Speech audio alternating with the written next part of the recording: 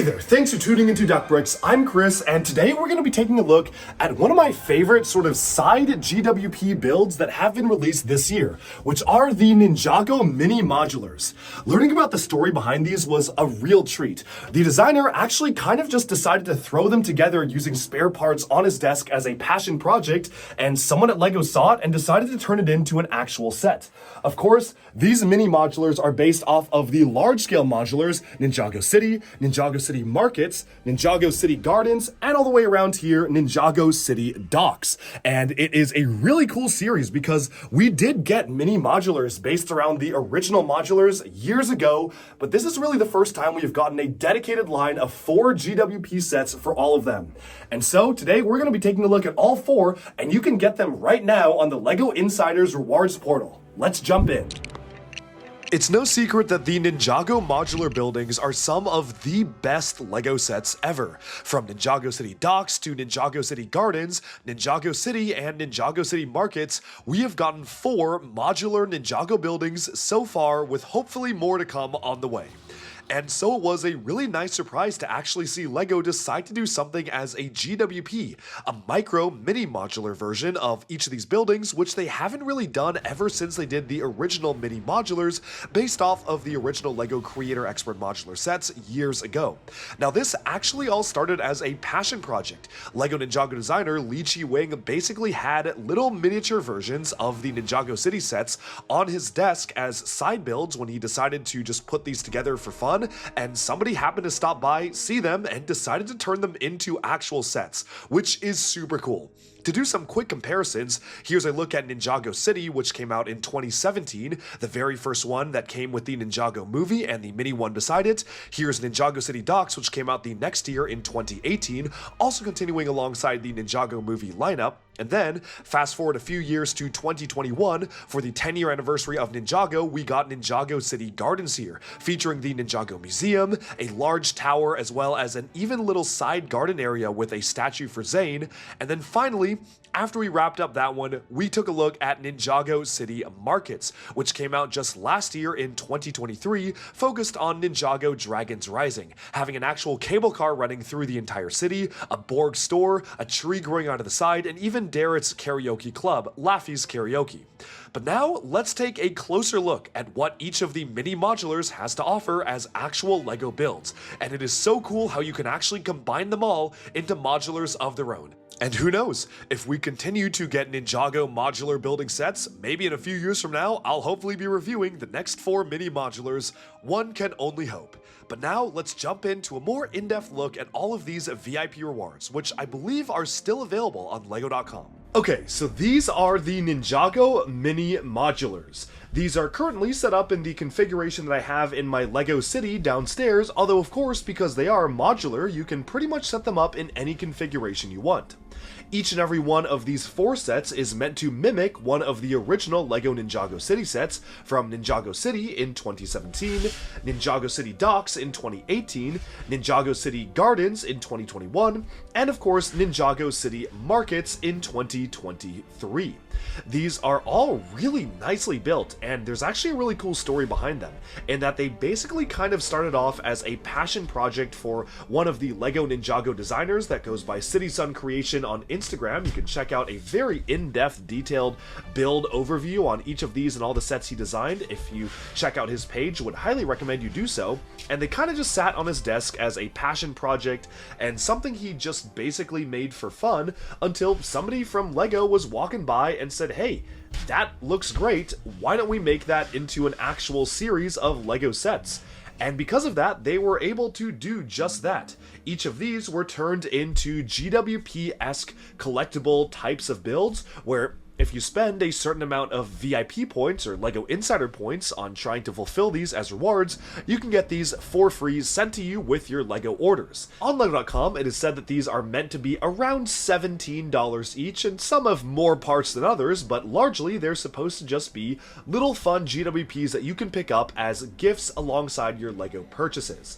Thankfully, they made these really easy to pick up, and while they were released during different points throughout the year, such as Ninjago City first, then Docks, then Gardens, then Markets, I believe that at the time of this recording, most of them are still available or were still available for a very, very long period of time.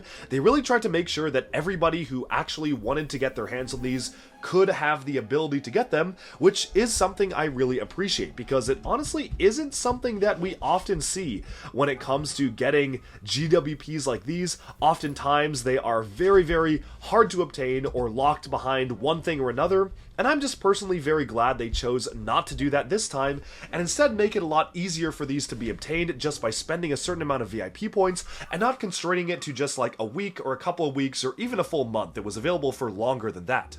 Because of that, it is remarkably easy to be able to get these. Just go on LEGO.com Insiders and fulfill your points to reward them, and let's take a closer look at each and every single one by itself, starting off with Ninjago City. Now, this is obviously the most iconic one, and one of my favorite things about these buildings is that you can obviously instantly recognize what LEGO set they're supposed to be by looking at them.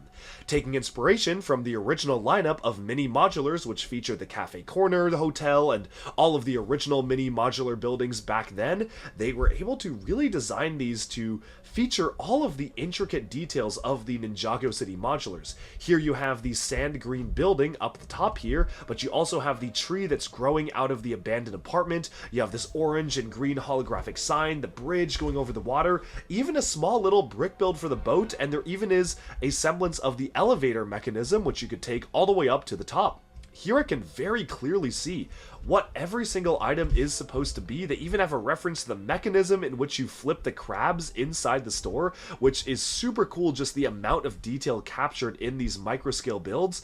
And overall, I am really, really impressed by the level of detailing on basically every single one of these.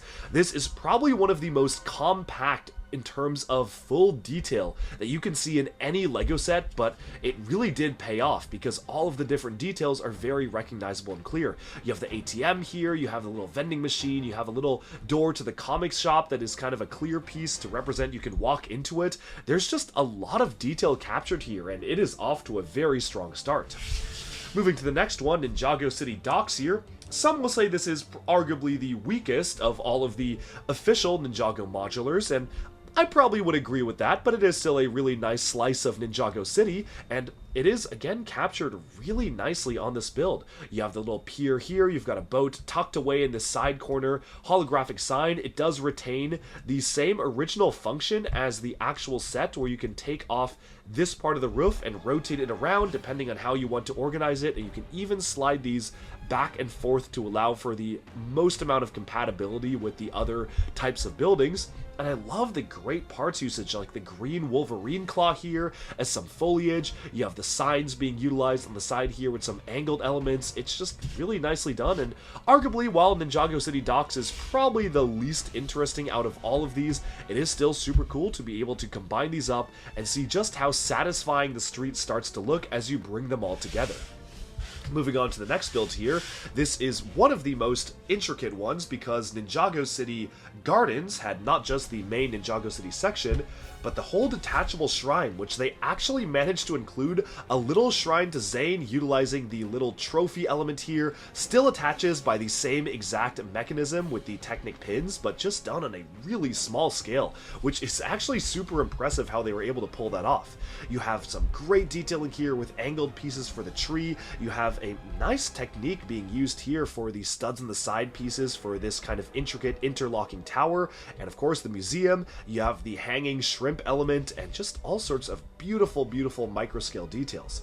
I think my favorite part about this is the fact that they use some of the hinged elements here to actually add the kind of triangular design of these buildings. It just adds a lot of depth and extra layers to the way it's built and feels like it is just a little bit more premium, even when you have a staircase kind of leading up to the upper levels over here.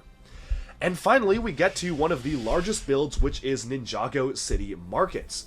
Now this is, again, depicted really nicely. You have the gondola that, yes, you can even move it up and down and back and forth on here to kind of simulate the movement of that piece. You have little bits and pieces of the original architecture, like the karaoke club in here with a fully opening walkthrough. You've got some vines that are creeping out of the side here, some flowers, the bridge that's rotated at an angle, and even when you rotate it around the back, you've got all sorts of great detail, even including a little market stall. They managed to spare no expense when putting this together. So overall, this is easily one of my favorite things that LEGO has done in, honestly, a long time. I think it is just so cool that they were able to give us these beautifully detailed, fully modular buildings that you can actually combine all together. Of course, I have to put them in the integration and the layout of my actual city because I just really like how the markets area kind of breaks up the two side towers here, and then you have the docks stretching out onto the side. But overall, super cool that LEGO actually did this. Even cooler that it started off as just a fun mock by one of the Ninjago designers and they decided to make it into an official LEGO series of sets. My only complaint is that I kinda wish that these were sold individually.